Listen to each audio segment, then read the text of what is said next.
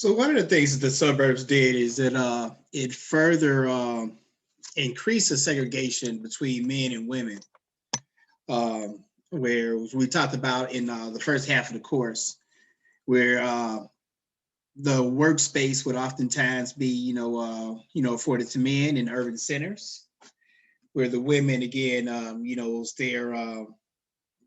their expectation to stay at home and serve as housewives, at least again for white women. As we talked about before, many Black and Hispanic women did not necessarily have that option.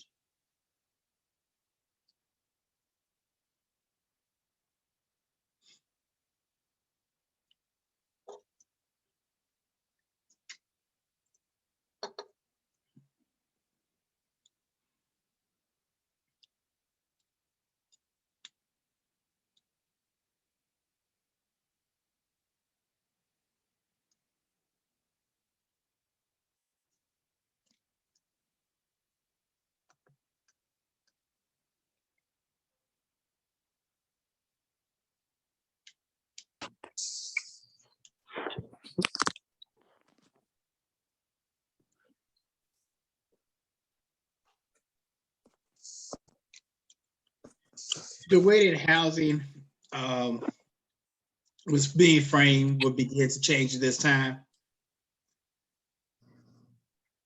As private home ownership became, a really essential value in American life. We talk about the American dream, having a home, and as we discussed before, ideally, having a home in the suburbs for a period of time was viewed as a great value. As we discussed towards the end of last class, that's beginning to change.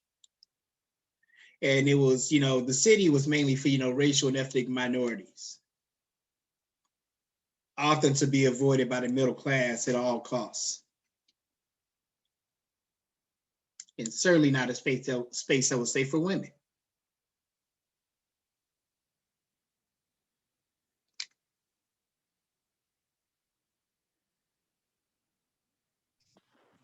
They was talking about it on the radio this morning.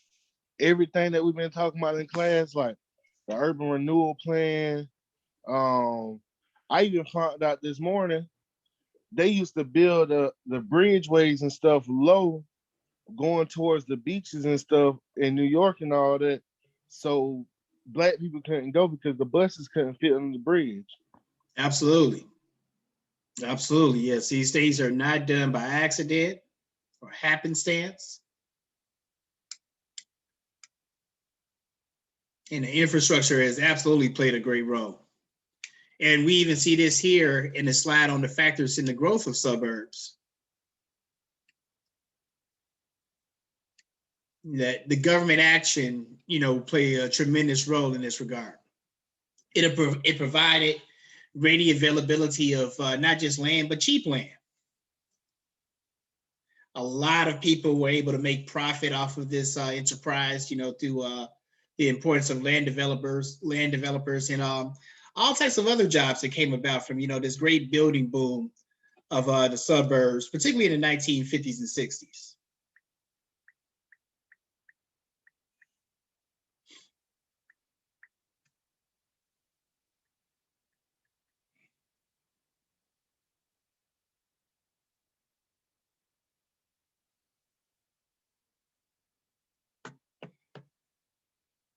You had a lot more innovations in transportation that, again, reduced the space between, the suburbs where more and more people would live in the working cities.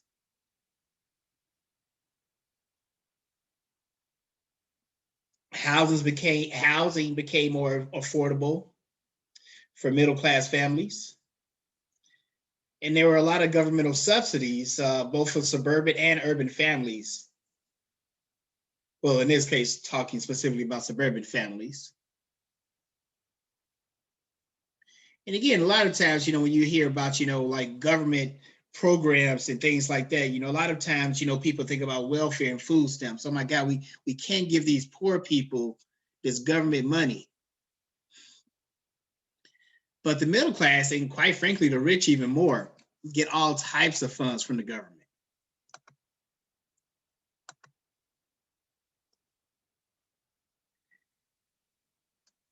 We talked about, again, all the different jobs that came about as a result of these processes of mass suburban development. You had real estate developers that profited from this situation. The railroad industry, where, again, many train systems, particularly regional train systems in Atlanta, DC, New York, streetcar companies in places like San Francisco and New Orleans, and the automobile industry, where increasingly, Stephen, it became more and more necessary for, if you were going to live in certain places, that you would need to have a car.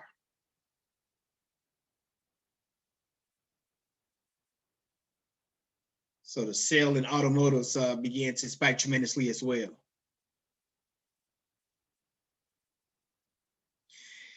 But as we talked about this, these things did not just develop organically. There was a lot of government hand in shaping the structure of these environments. And this included, like, quote unquote, Negro removal, where many developers would not sell homes to families, even if they, obviously had the funds to be able to live there. There would be movements. If a Black family did move in, there would often be movements and efforts to try and quickly move or intimidate them out of these neighborhoods.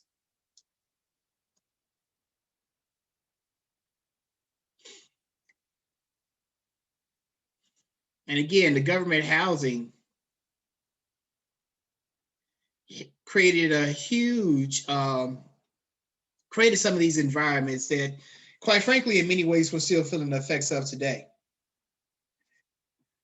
The final exam date will be announced in this class sometime over the next 24 hours, but it'll be next week sometime for sure. It'll be next week sometime for sure, probably towards the end of the week.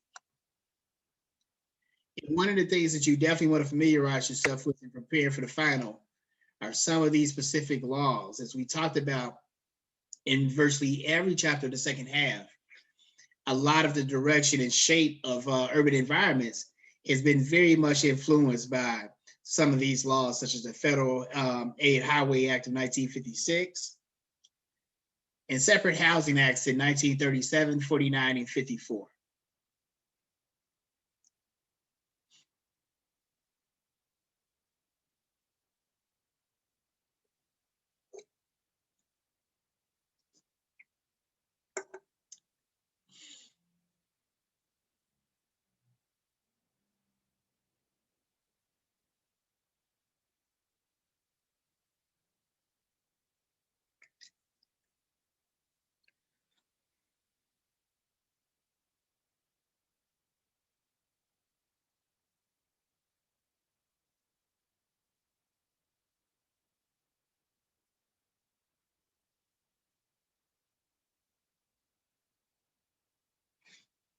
And as we talked about this setup allowed Black people to be able, middle-class white people to still be able to enjoy the trappings of city life without paying the considerable costs that comes along with living in any major city.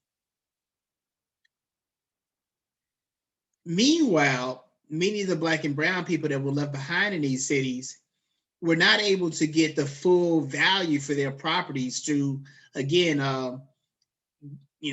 institutional structures such as redlining. And this is where, real estate developers and agents would literally draw a red line in the map. And if you went behind that red line, your property value, would be greatly reduced. And these would be mainly Black and brown communities. So it made it where, again, home ownership, as we talked about in the previous slide, became, a real tool for, aspiration for middle-class upper mobility. But for many Black people, they weren't really able to fully profit on that through, again, government policies that resulted in de facto segregation. This is different from de jure segregation. De jure segregation, which if you take in ethnic and cultural minorities, and probably other classes too, you may be familiar with. But de jure segregation, again, involving you know, legal segregation, where it's mandated by law, as such we have before Brown versus Board of Education.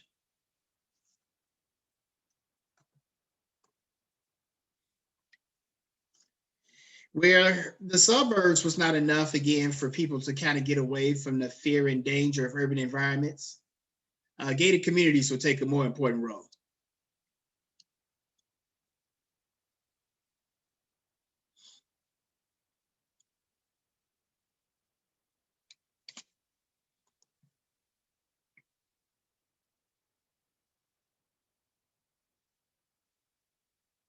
Communities design exactly what they say, like that. To get into them, you have to go through a gate.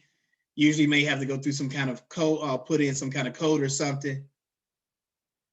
And today in America, there are more than 20,000 gated communities in America, where many people in urban environments in Detroit, St. Louis, Los Angeles, Houston, they have to rely on their local police department to protect them, from the threats of the city. And as I'm sure you may have observed, some groups obviously are protected a little bit better than others. But people in gated communities, they have almost their own police force through the form of private guards. There are actually more private security in this country than there are police officers. As I always do your own research on that, but it's a factual matter. And these private guards, they protect, wealthier people or private property. The rest of us have to rely on the Derek Chauvins of the world to keep us safe. In spite of these gated communities, they're actually, statistically speaking, have been no safer than normal suburbs. So again, people, they want to be locked in and sheltered away and have, often a false sense of protection in what has been called by some authors the fortressing of America. There are three categories of gated communities. These include lifestyle, prestige, and security zone communities.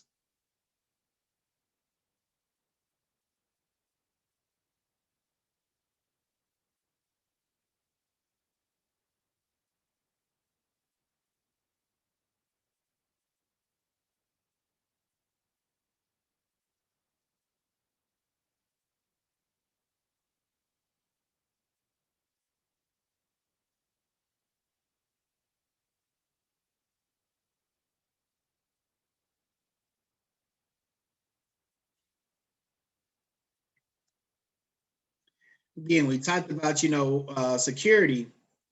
This the cost for this can get substantial.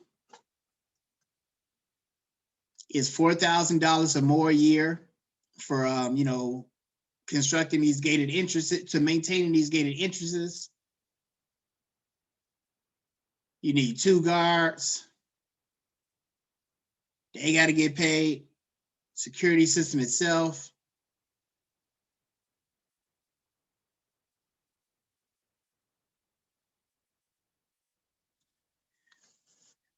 And one of the things that studies have shown pretty consistently, whether we're talking about, urban environments, gated communities, what have you, is that one of the best forms of security is actually community eyes. What this speaks to is that, getting to know your neighbor is one of the best defenses that you can have.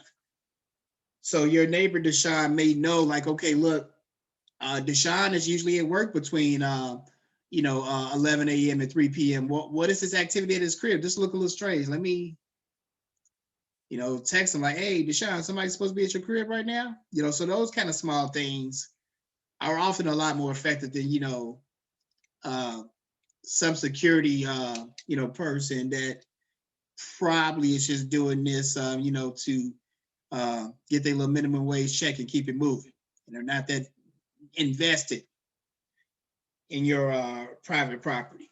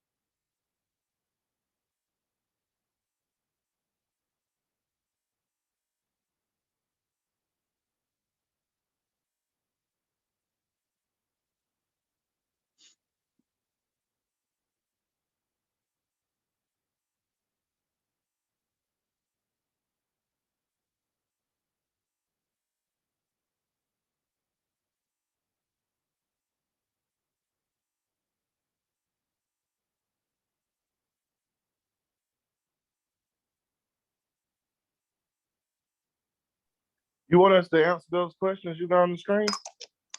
Yes, sir. I uh I'm gonna say yeah. And And why do you I'm a say first so? I'm the way they trying to divide the family up. The broken home. Mm-hmm. It starts with the home. The way they're trying to break the homes up, but not the white people homes, our homes, our families, and divide our women and our men against each other. And that if you ever notice, and I'm not a homophobic person. I was joking about this yesterday because I got a gay sister, and I was like, Absolutely. I'm gonna start saying every somebody be like, you homophobic. I'm like, my sister is gay. Like white people, I got a black best friend. Right. But I really think that's what they're trying to do. All this gay stuff.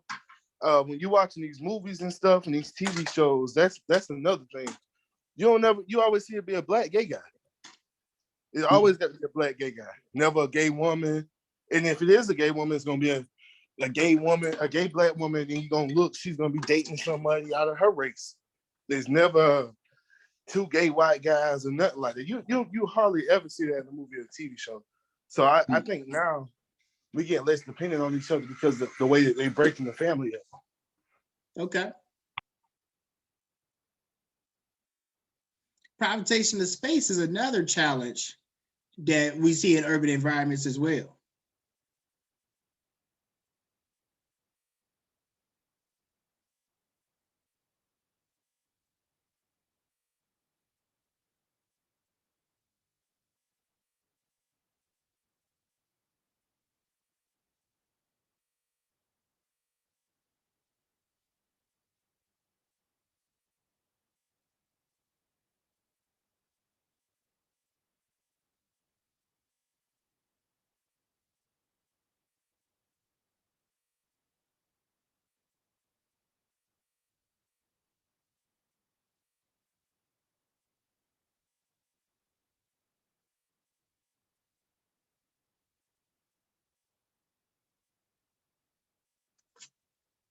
And again, make note the final exam will be sometime next week. Right towards the tail end. You'll get an announcement about that sometime over the next 24 hours.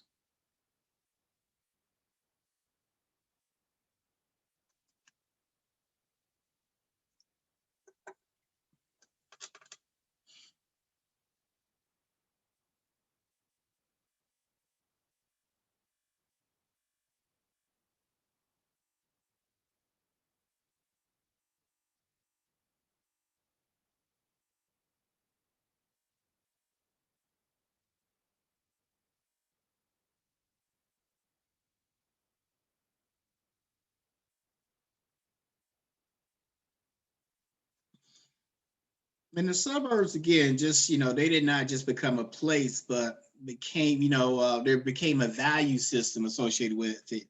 The same way that, the urban environments were viewed as, dangerous and threatening. The suburbs, in many ways, the way that the rural areas were in the 19th and early 20th century, were characterized in opposition to this.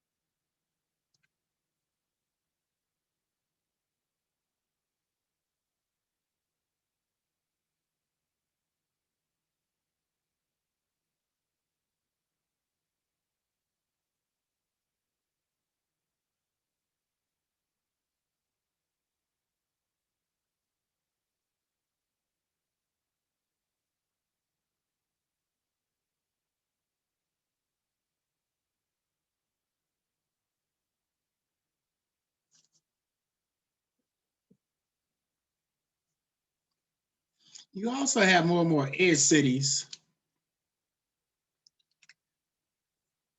where work has been relocated from the city centers to more of the periphery. In the text, you'll also see these called technoburbs and exopolis. Reduces the need to go into the city center, and these spaces kind of become their own city. Concord, North Carolina, just outside of Charlotte, where a lot of people do their shopping, like it's a major mall and stuff out there.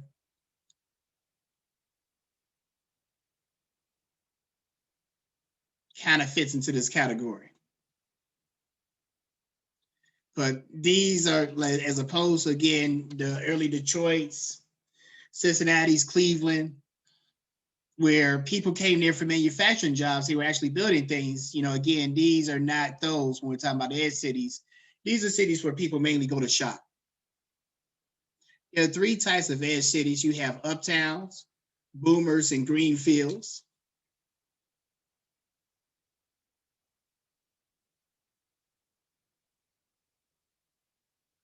As always, we see something in italics. Study that closely, preparing for the final exam, which again will be sometime next week, proctored through e-learning.